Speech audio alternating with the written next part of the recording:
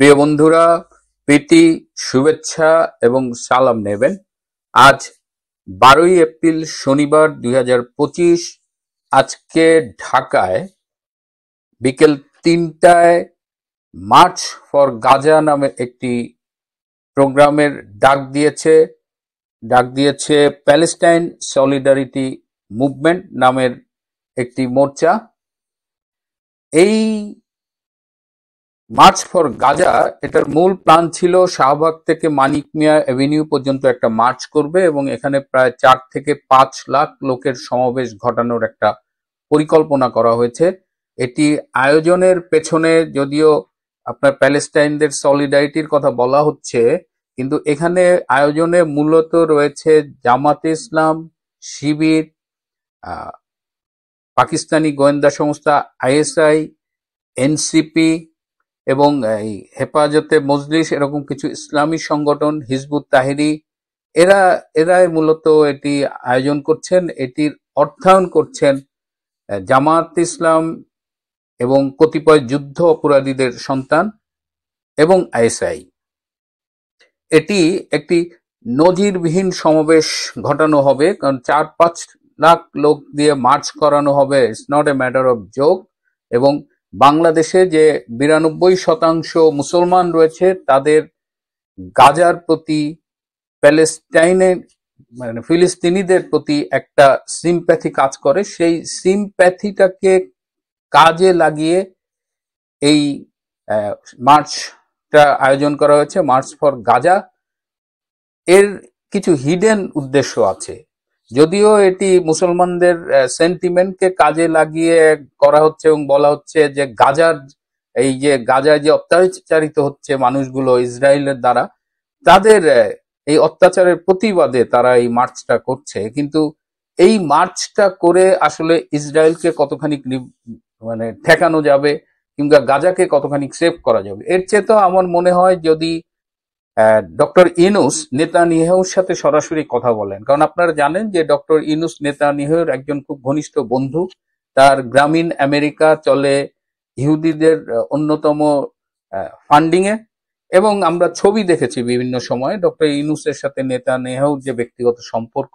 এবং পত্রিকায় এটাও বলা হয় যে ইসরায়েলকে ডক্টর ইউনূস $100 মিলিয়ন ডোনেট করেছেন।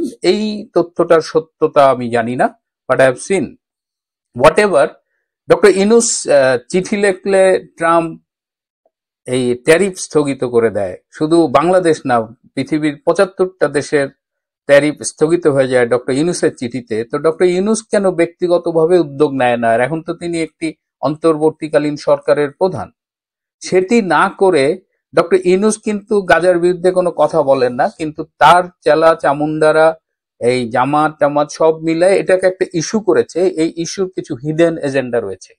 এটা গাজাবাসীর মুক্তির কোনো বিষয় নয়। এখানে মূল বিষয় হলো তাদের একটা শক্তি প্রদর্শন করা। তারা সারা বাংলাদেশ থেকে, ঢাকার আশেপাশের মাদ্রাসা থেকে, তারপরে সব জায়গা থেকে তারা কিন্তু লোক আনা শুরু করেছে এবং অলরেডি অনেক লোক এখানে চলে এসেছে।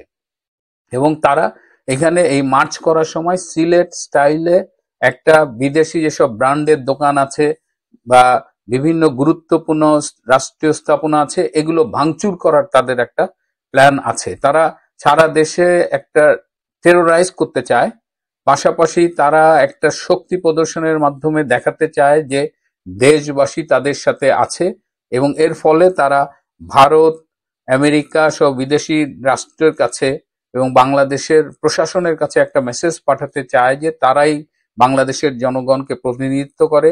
সুতরাং আমরা যে মাঝে মধ্যে জরুরি আইনের কথা শুনি, আর্মি টেক ওভার করবে, এইসব অনেক কথা শুনি, সেগুলো যেন না করার চেষ্টা করা হয়েছে, এরকম একটা মেসেজ তারা দিতে চায়। এবং তারা বোঝাতে চায়, তাদের আরো কিছু হিডেন এজেন্ডা আছে। যেহেতু এখানে আইএসআই জড়িত, তারা 71-এর মুক্তিযুদ্ধকে বিতর্কিত করতে চায়। তারা বলতে চায় যে এটা একটা ভুল ছিল। 71-এ যারা মুক্তিযুদ্ধ করেছে কিংবা মুক্তিযুদ্ধের চেতনার পক্ষে যারা, তারা ভারতীয় দালাল বলতে চায়। আবার বাংলাদেশের কালচারটাকে তারা পাকিস্তানিকরণ করতে চায়। এবং এই সমাবেশে বিন লাদেনের ছবি সম্বলিত প্লাকার্ড আসার কথা, আইএসের সেই কালোমা লেখা কালো পতাকার স্টাইলে পতাকা আসার কথা। সো এই সব প্ল্যানগুলো হয়ে গেছে। এবং এই নিয়ে আমার কাছে একটা গোয়েন্দা রিপোর্ট এসেছে যে এখানে কারা কারা ফান্ডিং করছে, এখানে কারা কারা পার্টিসিপেট করবে। যেমন এখানে এই মাওলানা আজাহারি উনি থাকবেন, মাওলানা সেই রিসোর্ট খ্যাত মাওলানা মামুনুল হক থাকবেন, এরকম ইসলামী অনেক বক্তারা থাকবেন। ইউটিউবার ইনফ্লুয়েন্সারের কয়েকজনের নাম পেলাম, আয়মান সাদিক, আরজে কিবরিয়া, মঞ্জুর বা এরকম কিছু একটা নাম। এরাও দেখলাম যে এই মার্চ ফর গাজার পক্ষে কাজ করছে। তারপরে আরো বেশ কিছু ক্রিকেটারের নাম দেখলাম। তো ক্রিকেটারদের জন্য আমার একটু মায়া লাগে, কারণ আপনারা জানেন যে মাশরাফি এবং সাকিব দুজন এমপি হয়েছিল এবং এখন কিরকম একটা নাজুক অবস্থার মধ্যে আছে। তো ক্রিকেটারদেরও এর মধ্যে দেখলাম টেনে আনা হয়েছে। তো আজকের একটা ভয়াবহ ধ্বংসের পরিকল্পনা কিন্তু তারা করে রেখেছিল, এবং এই মার্চের নামে ঢাকা শহরে একটা মানে ম্যাসিভ ধ্বংসযজ্ঞ চালানোর কথা ছিল। তো যেহেতু গোয়েন্দারা এটা পিক করেছে এবং বিদেশি বিভিন্ন দেশের তাদেরও নিজস্ব সোর্সে তারা ইনফরমেশন পেয়েছে, এবং তারা বাংলাদেশ সরকারকে বলেছে যে এই মার্চ ফর গাজার নামে ঢাকার রাস্তায় কোনো রকমের সহিংসতা যেন না হয়, তারা গভর্নমেন্টকে সতর্ক করেছে। এবং তার পরিপ্রেক্ষিতে এখন যেটা হয়েছে, তাদের মার্চ ফর গাজার প্ল্যানটা একটু চেঞ্জ হয়েছে, যে তারা আর শাহবাগ থেকে মানিক মিয়া এভিনিউতে যাবে না, ইনস্টেড তারা কি করবে, সরোয়ার্দী উদ্যানে তারা একটা সমাবেশ করবে আর কি। সেই সমাবেশে তারা বিশাল শো ডাউন করবে, এবং তারা তারা তো আসলে এই ইসরায়েলকে থ্রেট করবে, ইসরায়েলের সাথে আমেরিকাকেও থ্রেট করবে, গাজাকে উদ্ধার করবে, কিন্তু এর মধ্য দিয়ে তাদের উদ্দেশ্য হলো যে কি করে তারা নিজস্ব শক্তি সংহত করে এই বর্তমান ইনুস সরকারের, এই অন্তর্বর্তীকালীন সরকারের মেয়াদটাকে আরো দীর্ঘায়িত করতে পারে, এবং এই বছর তো দূরের কথা, আগামী 1-2 বছরের মধ্যে যেন কেউ নির্বাচনের কথা না বলতে পারে, সেরকম একটা পরিবেশ তারা সৃষ্টি করতে চাচ্ছে। তারা চাচ্ছে যে ডক্টর ইনুস আরো 2-3 বছর ক্ষমতায় থেকে তারপরে তারা যখন নিজেদের জামাত শিবির এনসিপির অবস্থা যখন সংহত হবে, তখন তারা একটা নির্বাচনের কথা ভাববে। আর এদিকে বিএনপির অংশগ্রহণটা নিয়ে একটু আমরা কনফিউজ।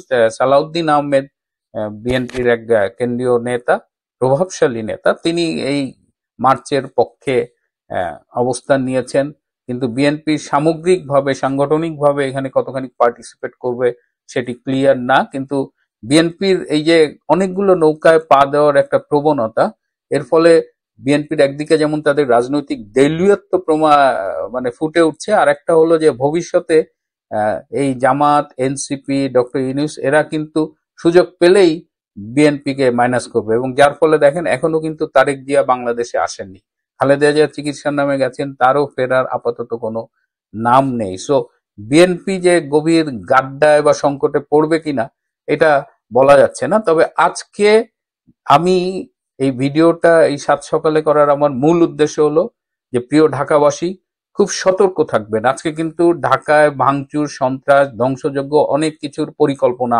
আছে, এবং এটি কতখানি সরকার ঠেকাবেন বা ঠেকাতে আন্তরিক থাকবেন বা সেনাবাহিনী আদৌ কিছু করবেন কিনা এসবই অনিশ্চিত। তো চাচা আপন জান বাঁচা এই থিওরিতে আমরা যারা বিশ্বাস করি তাদের প্রতি একটাই অনুরোধ, যে আজকে দয়া করে আহ, ঘরের বাইরে বিশেষ কাজ না থাকলে যাবেন না। আপনার ব্যবসা প্রতিষ্ঠান এবং গুরুত্বপূর্ণ প্রতিষ্ঠান এগুলো চেষ্টা করবেন প্রোটেক্ট করার, দরকার হলে আজকে এগুলো খোলার দরকার নেই। কারণ আজকে এই March for Gaza is not really for ফিলিস্তিনি গাজাবাসীর জন্য এই মার্চটা নয়। এই মার্চটা হলো আপনার আমার, আমরা যারা মুসলমান আছি, আমাদের আবেগকে উস্কে দিয়ে নিজেদের রাজনৈতিক ধান্দাকে বাস্তবায়ন করা। সো এই জায়গায় আমাদের সতর্ক থাকতে হবে। এবং এই যে ইসলামী জঙ্গিবাদের একটি উত্থান আমরা খেয়াল করছি, এই যে আন্তর্জাতিক সন্ত্রাসবাদ এবং ইসলামী মৌলবাদ জঙ্গিকরণের উত্থান, এবং এই জঙ্গি সর্দার ইউনূসের আমলে আমরা এটা দেখছি। এবং তারা আরেকটা জিনিস, যে গত 8 মাসে তারা যে চরমভাবে ব্যর্থ হয়েছে, আইন শৃঙ্খলা পরিস্থিতি রক্ষা করতে পারেনি, অর্থনৈতিক ক্রমাগত অধপতন হচ্ছে, এই সব ব্যর্থতার থেকে তারা আমাদের দৃষ্টি সরিয়ে নিতে চায় in the name of Gaza. এই মার্চ ফর গাজা বাংলাদেশে করে সংহতি, আই ডোন্ট মাইন্ড, সংহতি আপনি জানাতেই পারেন, কিন্তু তার মাধ্যমে আপনি যে আপনার হিডেন এজেন্ডা বাস্তবায়ন করবেন, যেটা বাংলাদেশের মানুষের জন্য, বাংলাদেশের জন্য, বাংলাদেশের মুক্তিযুদ্ধের চেতনার জন্য ক্ষতিকর, সেটি তো আমরা মেনে নেব না। প্রিয় বন্ধুরা, আজ এ পর্যন্তই। ভালো থাকবেন, সুস্থ থাকবেন, তার চেয়েও জরুরি হলো নিরাপদে থাকবেন। সবাইকে অনেক ধন্যবাদ।